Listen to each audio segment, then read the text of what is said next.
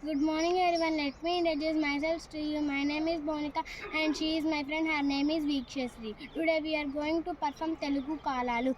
Are you ready? కాలాలు మూడు రకాలు.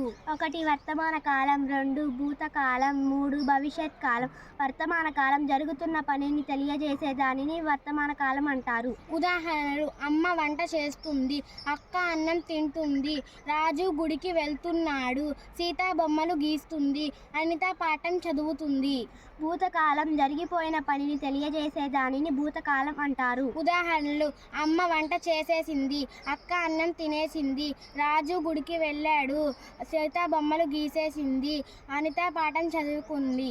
భవిష్యత్ కాలం జరగబోయే పనిని తెలియజేసే దానిని భవిష్యత్ కాలం అంటారు. ఉదాహరణలు: అమ్మ వంట చేయబోతుంది, రాజు గుడికి వెళ్ళబోతున్నాడు, అక్క అన్నం తినబోతుంది, సీత బొమ్మలు గీయబోతుంది, అనిత పాఠం చదవబోతుంది. Thank you for giving this great opportunity. Thank you. Have a wonderful day.